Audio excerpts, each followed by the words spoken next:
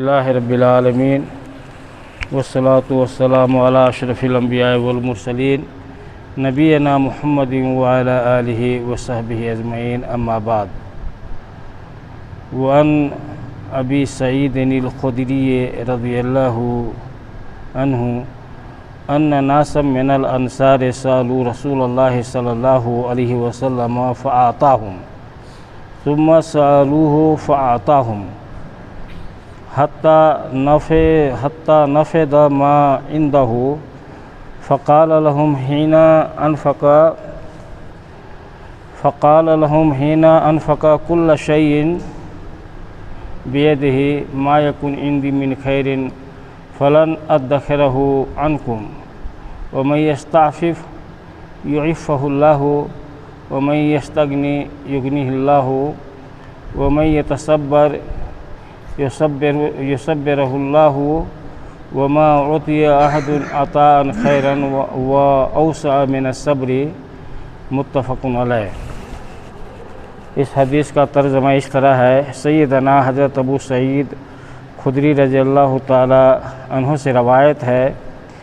کہ انصار کے کچھ لوگوں نے رسول اللہ صلی اللہ علیہ وسلم سے کچھ طلب کیا، آپ نے انہیں کچھ دیا، انہوں نے پھر سوال کیا، آپ نے انہیں پھر دیا، حتیٰ کہ آپ صلی اللہ علیہ وسلم کے پاس جو کچھ تھا ختم ہو گیا۔ آپ نے جس وقت ہر چیز جو آپ کے ہاتھ میں تھی خرچ کر دی تو ان سے فرمایا، میرے پاس جو کچھ بھی آتا میں وہ تم سے بچا کر نہیں رکھتا، اور جو شخص سوال سے بچنے کی کوشش کرتا ہے اللہ اسے بچا لیتا ہے، اور جو بے نیازی اختیار کرتا ہے اللہ اسے لوگوں سے بے نیاز کر دیتا ہے، اور جو صبر کا دامن پکڑتا ہے تو اللہ تعالیٰ اسے صبر کی توفیق دیتا ہے، اور کوئی شخص ایسا عطیہ نہیں دیا گیا جو صبر سے زیادہ بہتر اور وسیع ہو۔ اس حدیث کا مفہوم واضح ہے۔ ایک واقعہ یا حادثے کا ذکر ہے کہ نبی کریم صلی اللہ علیہ وسلم کے پاس انصار مدینہ میں رہنے والے جو لوگ تھے انہیں انصار کہا جاتا ہے، انصار مدینہ آئے اور آپ صلی اللہ علیہ وسلم سے کچھ مانگا، ضروریات کے سامان، تو آپ صلی اللہ علیہ وسلم نے انہیں دیا، پھر ان لوگوں نے مانگا، پھر آپ نے دیا۔ جب آپ کے پاس سب کچھ ختم ہو گیا جو دینے کے لیے تھا تو آپ صلی اللہ علیہ وسلم نے فرمایا کہ یاد رکھو، تم لوگوں کے دینے کے لیے جو کچھ ہمارے پاس ہوتا ہے میں اسے بچا کر کے نہیں رکھتا ہوں۔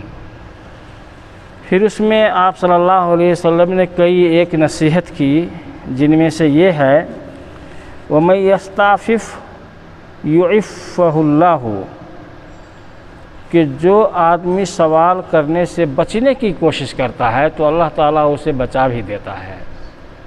سوال کرنے، مانگنے سے، بھیک مانگنے سے، محتاج نہیں ہے یا محتاج بھی ہے، اگر مانگنے سے بچنے کی کوشش کرتا ہے تو اللہ تعالیٰ اسے کوئی اور راستہ جو ہے نکال دیتا ہے اور اس کی ضرورت پوری ہونے لگتی ہے۔ اور آپ نے فرمایا، وَمَن يَسْتَغْنِ يُغْنِهُ اللَّهُ، اور جو لوگوں سے بے نیاز ہونا چاہتا ہے کہ لوگوں سے ضرورت نہیں ہے، جو ضرورت ہے وہ اللہ تعالیٰ کے سامنے پیش کرے گا تو اللہ تعالیٰ اسے ایسا ہی کر دیتا ہے۔ اور پھر آپ نے فرمایا کہ صبر سے بڑھ کر دولت، جو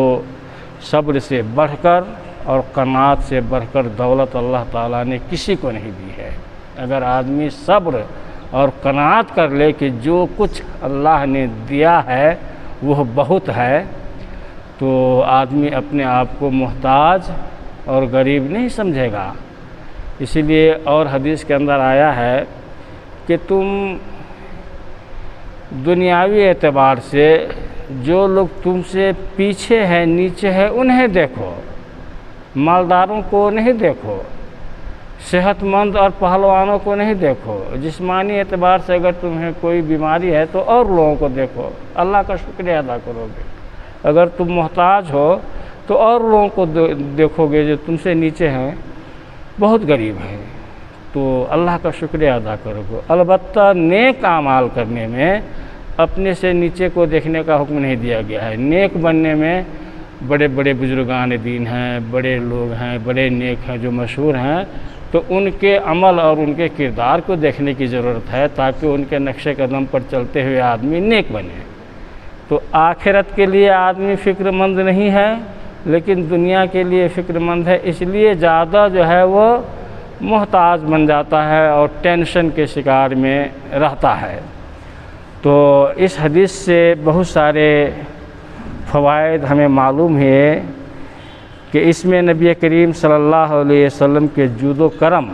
کہ آپ صلی اللہ علیہ وسلم بہت ہی بڑے سخی اور فیاض تھے، دینے میں ہاتھ پیچھے نہیں رکھتے تھے۔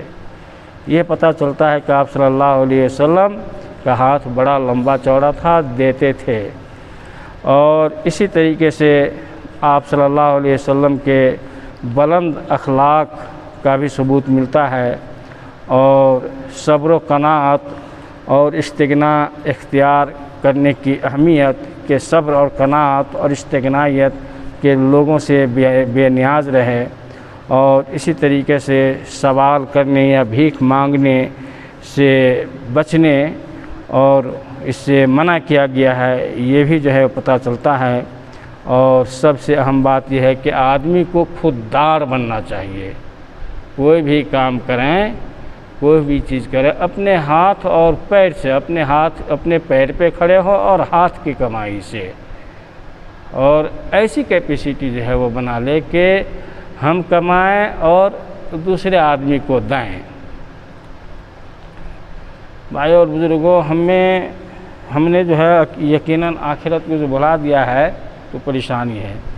دیکھیے، آدمی جو ہے دیتا ہے کسی کو تو ضروری نہیں ہے کہ 5,000 10,000 دے یا 500 دے۔ آدمی اگر کسی سے مانگتا ہے تو دینے والا دنیا ہی کے سامان میں سے کوئی چیز دیتا ہے، کھانا دیتا ہے، پینا دیتا ہے، لتا کپڑا یا پیسے، تو وہ دیتا ہے دنیاوی سامان میں سے، لیکن جو لیتا ہے اس کے بدلے میں کیا چیز وہ دیتا ہے؟ دعا، کہ اللہ تعالیٰ آپ کو کامیاب کرے دنیا اور آخرت میں۔ اگر وہ دعا بھی نہیں دے سکا، شکریہ بھی ادا نہیں کیا،